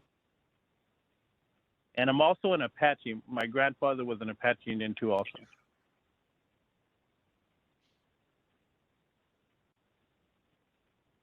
How has being a member of your tribe affected your life? It's been good. It opened my eyes to a lot of things that are out here now. In the beginning, it was tough, but as you work, you raise a family, you get involved with your tribal issues, things just take place. And like I say, honesty has everything to do with it. You're going to always have hurdles in front of you. Every day of your life, there's always going to be something out there. But as long as you strive for better things, like I strive for things for the tribe, I know that those things are going to come in time, as long as you do the right steps and be honest about everything. Because your word is your integrity. If you can't have a good word, then you don't have a very good integrity. That's the way I see it. And I believe there's a lot of great children out there in the tribe that are waking up and want to be great and intelligent people. And if I can help them, that's what I want to do. You said it was difficult for you in the beginning. Now, by beginning, did you mean as a child or as a young man? Well, growing up, I grew up in a very small town.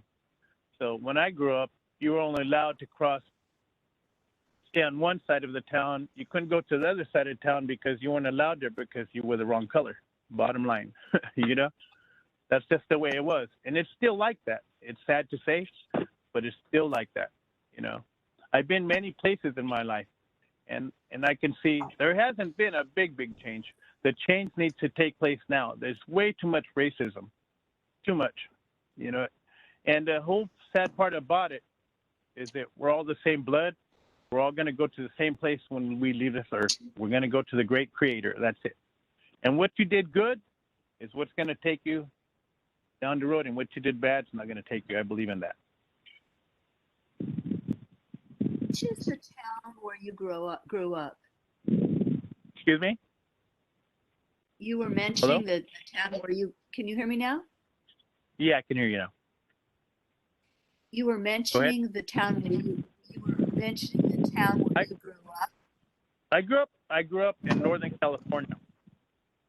My dad was a rancher. His dad was a rancher. His dad was a rancher. His dad was a rancher. I have about 4 or 5 generations of ranchers.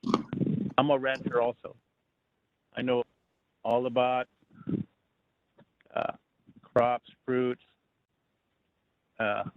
everything that a native should know. Mm-hmm.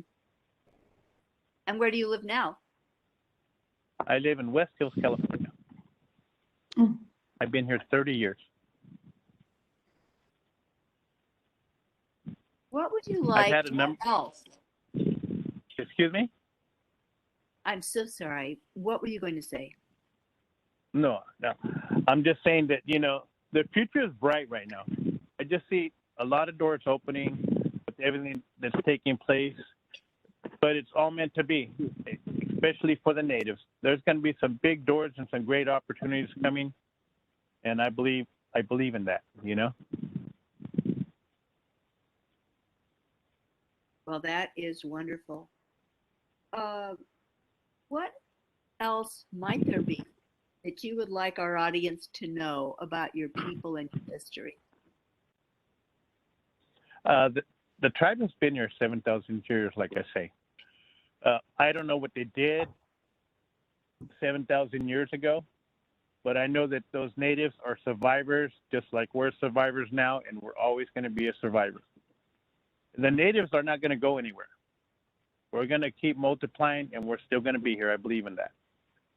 But they're going to become doctors, lawyers, are going to be professionals in every way if I can help them. I have 4 kids that are professionals, so, and if I can put 4 kids to college working on a petty job, anybody can do it if they have ambition. I believe in that. All right. Thank you. Thanks. Well, I was able to ask all my questions, and I thank you so much for your answers. So very interesting, and I'm so very pleased that you've been able to join us. I would like to open it up now for questions from our audience, our members in our audience.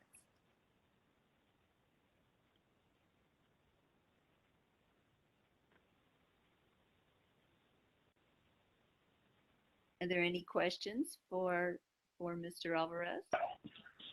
I have a question. Mr. Alvarez, yes, hi, my name is Carlos Valverde. I want to thank you for being here and truly appreciate hearing what you have to say. I was really interested in hearing about how you talked about the different tribes uniting in the state of California, and how that can help move the movement in maybe federal recognition or in other forms of assistance. And then it got me thinking about how non-tribal members, general members of the public, how in what ways could we help support any kind of movement or unity, or even any kind of political activism that might move in the direction of either regaining the reservation, or perhaps maybe even more a federal recognition of the tribes, so that you could have health and education benefits for the children. Yes, I've been working with some people on that actually, but I believe that, you know, we need to hit these politicians up. We need to start working with them. We need to start working more with downtown LA. We need to start having some parades. We need to start having more communication with the city officials in Sacramento to break the barriers down.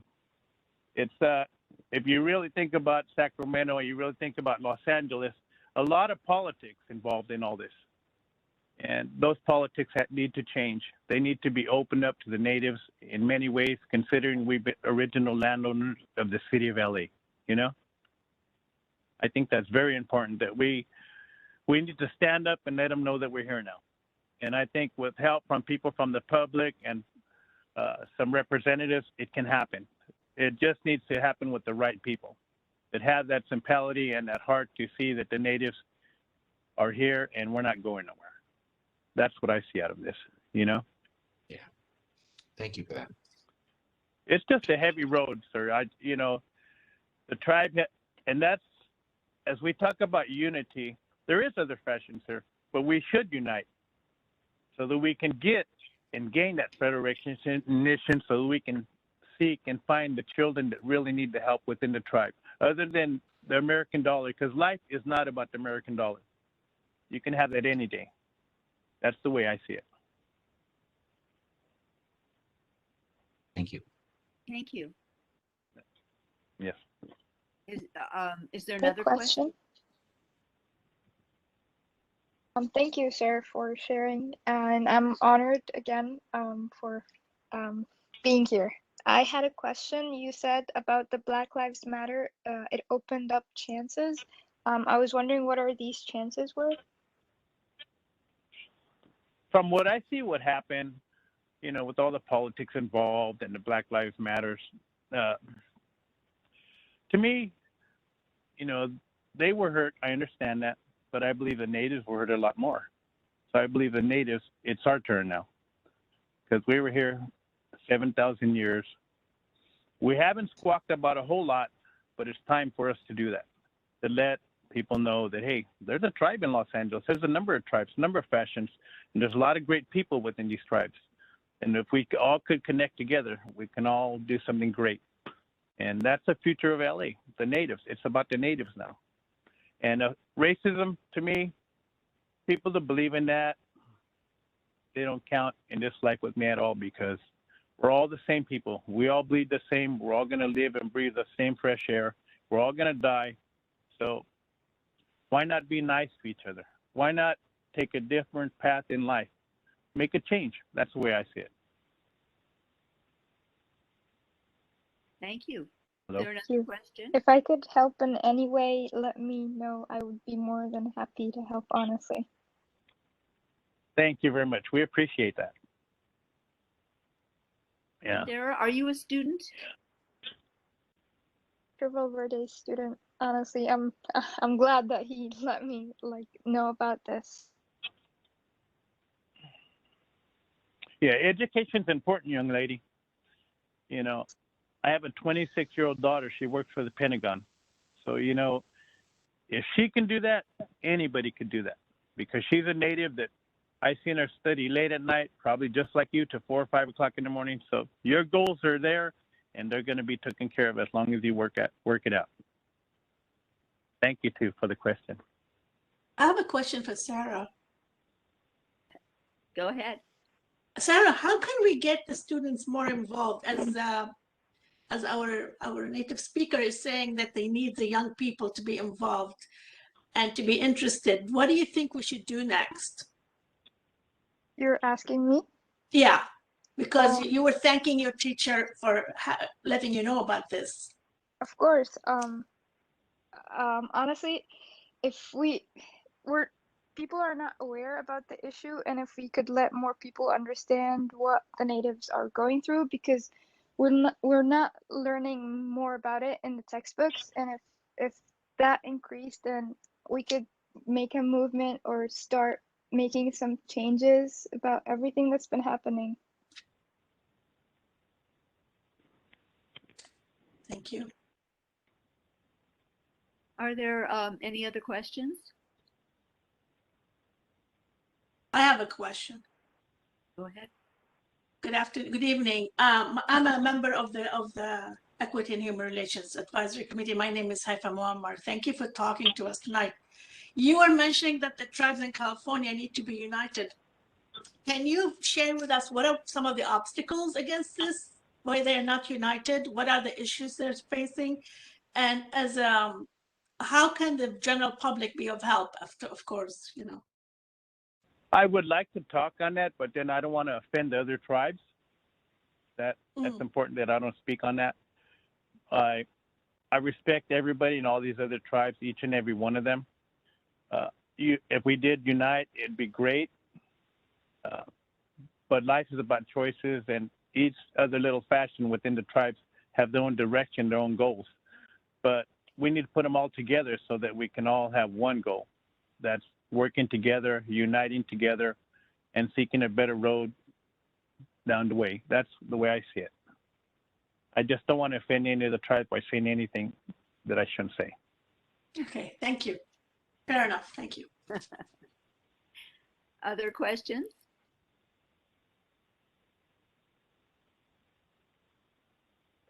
We do have a member with their hand up, Paulette Benson. Hi, I'm Paulette Benson. I don't know anything about having a hand up, so thank you. Well, then let me ask a question, and Mr. Alvarez, you may be interested in the answer because I'm not asking you. I'm asking Vice Chair Valverde because evidently there is an ethnic studies requirement that is brand new, and I'm not actually sure when this requirement is it's a graduation requirement, and I'm not sure when it actually is set to take place, when the requirement will be, when it will be mandatory. However, that said, Dr. Valverde, do you know anything about the ethnic studies that will be required, and whether that will include studying about Indigenous people? I know more about, I don't necessarily know a lot about the content of the courses that they're going to be offered, but we do know that it's going to be a graduation requirement. State of California has approved this requirement for especially, I believe LA County is the one who has adopted it. And I can't tell you the particulars about it, but I do know that it goes into effect, I believe, in 2024. Where most schools are going to have at least one ethnic studies course where a student must take at some time in between their 9th and 12th grade year. And I do know that the movement is including not just a specific ethnic studies course that may fall under a social studies requirement, but it also allows for us to create ethnic studies courses within existing content areas. So for example, if you have a 9th grade English requirement, one of those 9th grade English classes can become an ethnic literature course, so to speak. And so we can do the same thing with 10th grade, 11th grade, and 12th grade. And you can do that in different ways. So we're going to be able to see that ethnic studies is going to cross over not just into the social studies, but it can become an English class as well. And it may even go into maybe other subject areas as well. And so currently there are many people trying to receive their credential to try to teach these courses. There's training going on. I know that many of the local universities in Los Angeles are teaching teachers to become ethnic studies teachers. It takes a special skill to be able to do that. And I could pretty much tell you that in the formation of the curriculum, there was talk about all varieties of ethnicities and how the classes need to really promote and learn about all different groups. And so I can imagine that Indigenous peoples is definitely part of that. I just don't know the particulars of it. Can you tell us a little bit about your own classes that deal with subjects such as stereotyping, racism, discrimination? Well, 20 years ago at Culver City High School, I started a class called Multicultural Literature, which is now called Intercultural Literature. And it's just a senior English elective that addresses issues of cultural diversity. So the course focuses on major issues that affect different ethnic groups in the United States.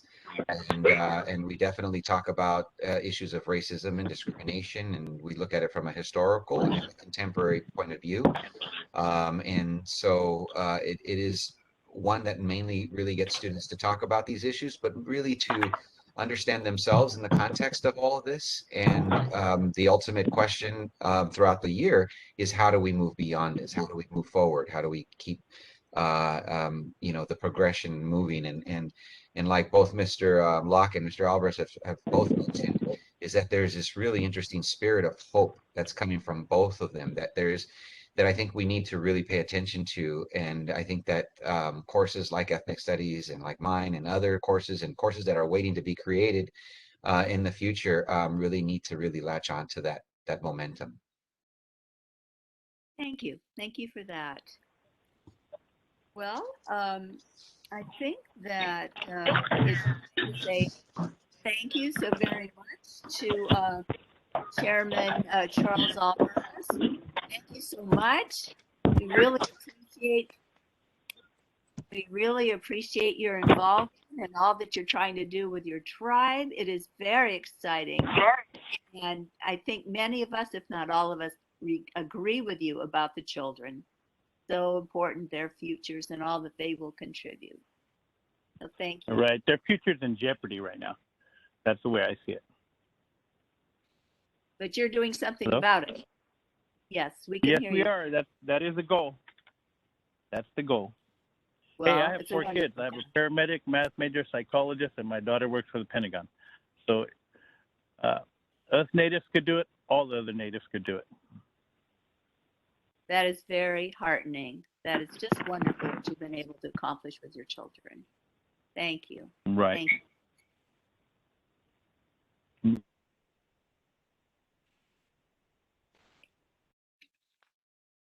I am looking.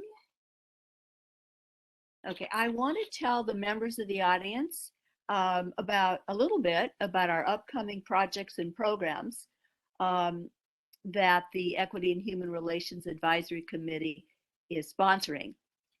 We have begun to take nominations for recipients of the Culver City Equity and Human Relations Awards. You can read more about this on the committee's webpage and on the city website. Our committee is sponsoring many more programs throughout the year. So please go to our committee webpage to subscribe to updates that will be emailed to you. It's quite possible that many people who are listening have not yet subscribed, and yet it's very helpful to do so. In November, we will sponsor a Transgender Day of Remembrance. This is particularly important for a number of reasons. One of them is that, unfortunately, transgender people are murdered at to a terrible degree. And so during this Day of Remembrance, all those who have been murdered throughout the course of the previous year are remembered. And this will be a very important event for us, and I'm sure that those in our audience who don't know much about transgender people will also learn more. In December, we will sponsor an all-day workshop, Saturday all-day workshop on civil discourse that we believe will be helpful in the course of many community conversations, some of them, of course, difficult conversations. And of course, we will hold more programs in 2022. So please be on the lookout for all that we are doing. Now we will move into tonight's. As I mentioned before, this is primarily a program tonight. but it's also a committee meeting. And so we have a little bit of committee meeting business left to do before we adjourn. And I certainly invite the public to stay with us so you can hear a little bit about what we do. This is now time for public comment on items not on the agenda.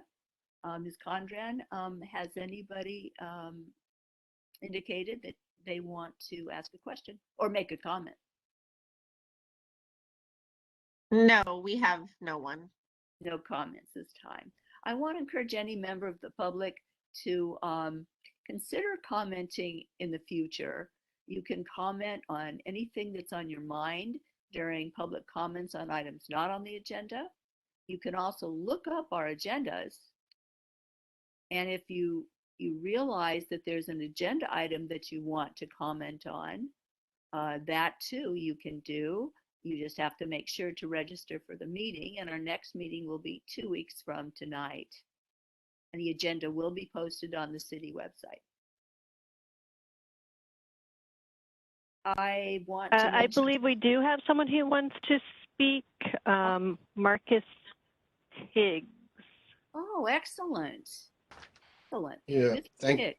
thank you very much. I thought you guys lost me. And I'll be honest with you, at the beginning, I was a little upset. I wasn't taken up front, but after hearing the program was very interesting. So I'll say that. I'm speaking in my capacity as the sponsorship chair for the Fiesta La Biona committee. We have the Fiesta coming up in about 2.5 weeks, October the 29th, Friday, through Sunday, the 31st, which coalesces with Halloween. Friday, it's from 4 to 10, Saturday from noon to 10, Sunday from 10 to 6. This year, but for our gold sponsor, Amazon Studios, we probably would not be seeing an event the way we're going to see it this year. So we have to really applaud them and thank them very much, as well as Sony Studios. Our silver sponsors this year is West Basin Municipal Water, Culver City Chamber of Commerce, Kane, Berkman Balmer, and AYSO Region 19. And last but not least, as far as silver sponsors, Ting Internet, which is our new gig internet provider. Our bronze sponsors are Echo Horizon School and Vivian Listening and Company. Our friends are Kavanaugh Realtors and Southern California Gas. This is going to be a zero waste event, as it's been for the last 4 to 5 years. And our zero waste sponsor is Image Property Services. And last but not least, we have 3 media sponsors this year. Behind the Lens, Culver City Observer, and Culver City Crossroads. Madam Chair, thank you for giving me the opportunity to make this presentation. Well, you're welcome, and thank you so much for being here to do so. We really appreciate it.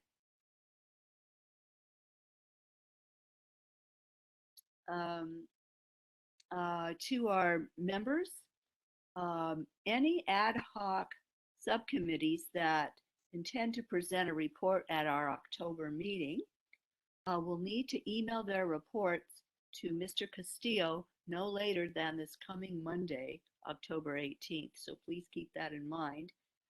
Your reports will assist us in constructing the agenda for the next meeting. And of course, then you will present. I suggest that any members of ad hoc subcommittees who have been meeting but do not intend to offer a report in October give our committee an update at our October 26th meeting during items from committee members. And if some of you cannot be present, perhaps someone else on your ad hoc subcommittee can deliver an update. Are there any items from staff tonight?